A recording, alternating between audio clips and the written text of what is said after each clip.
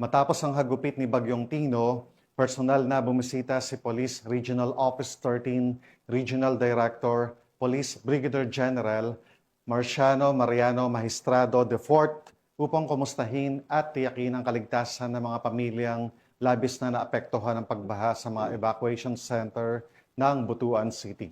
Patrolman Nicole Villanueva, ibalita mo.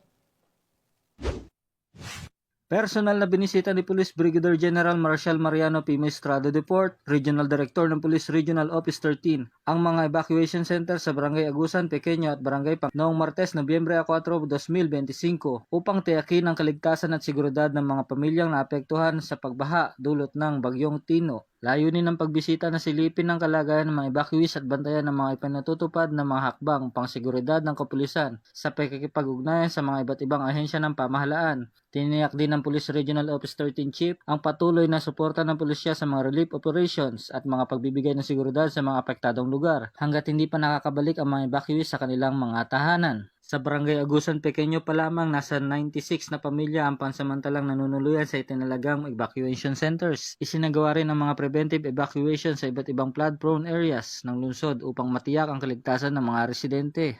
Patuloy naman nanawagan ng Police Regional Office 13 sa publiko na manatiling mapagmatsyag, sundin ang mga paalala ng lokal na pamahalaan at makipagtulungan sa mga otoridad upang matiyak ang kaligtasan ng lahat, lalo na sa mga panahon ng sakuna. Mula dito sa tahanan ng Caraga Police, ako ang Police News Network First Standard, Patrolman Nicole Villanueva, alagad ng batas, tagataguyod ng Balitang Police.